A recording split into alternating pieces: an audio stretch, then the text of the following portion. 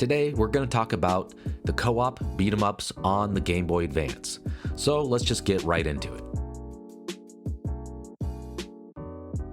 Final Fight 1. Did you know that the Game Boy Advance had its own port of Final Fight? And honestly, this is a really excellent port, especially for a handheld at its time. I mean, I think up until this point, the best version of Final Fight was the Sega CD version. We all know that the Super Nintendo version only had single player, but the Game Boy Advance, you could play this game in two-player co-op, the way that it was intended. This one came out in 2001, and you have all of the characters here, like Hagar, Cody, and Guy. And of course, you have to rescue Hagar's daughter, Jessica. Overall, this is a pretty faithful port of the arcade game. Visually, it can't quite compare to the original arcade, but it gets the job done. Overall, this is a really excellent port of Final Fight, and for its time, it was one of the best versions, I think.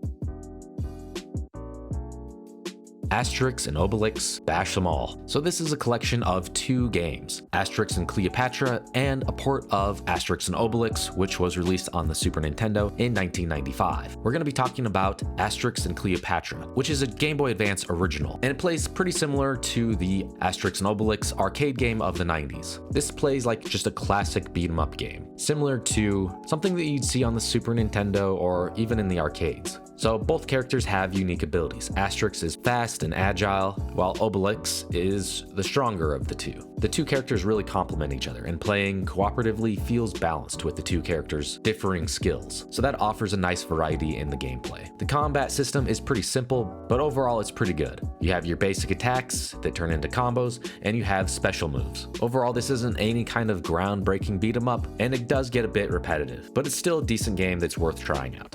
Justice League Chronicles is only kind of a beat 'em up. It switches between side-scrolling action as well as some top-down, vertical-scrolling fighting. It has some nice pixel art, and the choice of characters was pretty unique. You don't often see the Flash, Green Lantern, or Hawkgirl as playable characters. This is another one that I don't hear get mentioned very often. I just wanted to bring it up.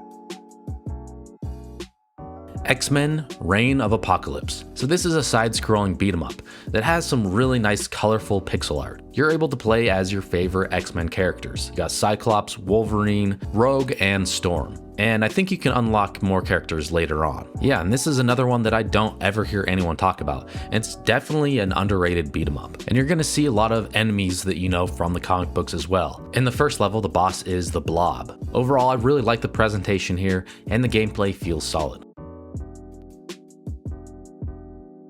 How about Altered Beast, Guardian of the Realms? Yeah, so this is basically a sequel to the original Altered Beast game. So if you're familiar with that, it will be a lot of the same mechanics. It's basically like a side-scrolling beat-em-up / action game where you can morph into various beasts. First you transform into a buff dude, and then depending on what level you're playing, you can then form into an animal type creature. There's a wolf that can do Hadoukens, and then you can turn into this snake-like creature, as well as a dragon that can shoot lightning. I love the original Altered Beast, but it never really played that great to begin with. But if you're used to it, this will be more of the same.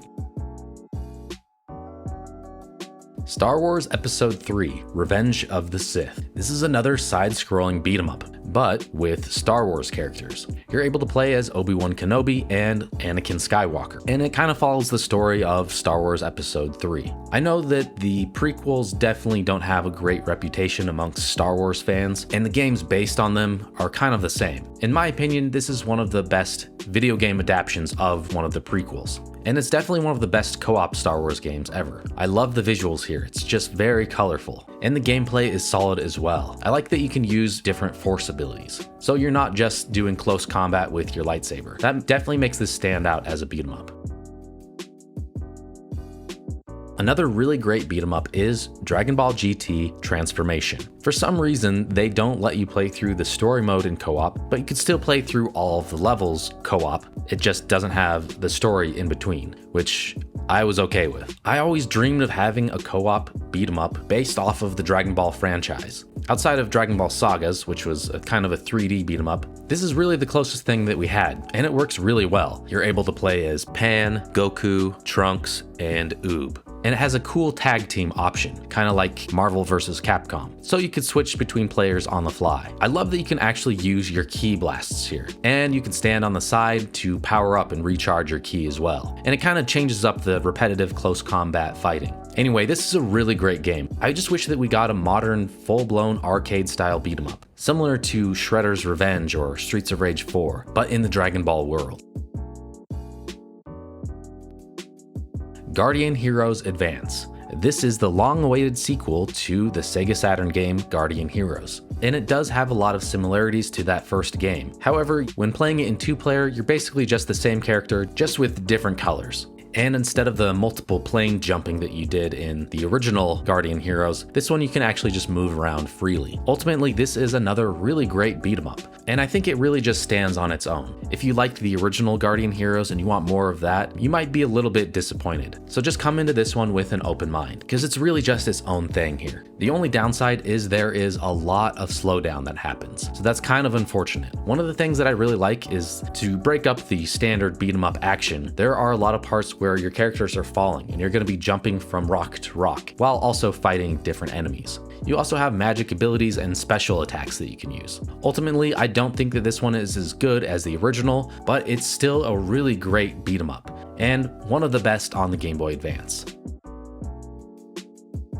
And now for my absolute favorite co-op Game Boy Advance game, I chose Double Dragon Advance. I grew up playing the Double Dragon games, so I am a huge fan. And if we're talking strictly about the original Double Dragon, this is by far the best version of that game. Although it's not just a port, this is a full remake of the original arcade Double Dragon. It has new levels, new abilities, new weapons, and new visuals. This game is so good, and for years it was stuck on the Game Boy Advance, so I think a lot of people missed it. But recently it was actually re-released with local co-op on modern platforms, which is really cool because even if you did play this on Game Boy Advance back in the day, chances are you didn't get a chance to play it co-op. I can't say enough about this game. It's just truly one of the best beat 'em ups of all time, and it deserves a lot more attention than it gets. So there you go. There are 10 co-op beat 'em ups on the Game Boy Advance. If you liked this video, check out our video where we talked about the top 20 co-op Game Boy Advance games. Thanks for watching.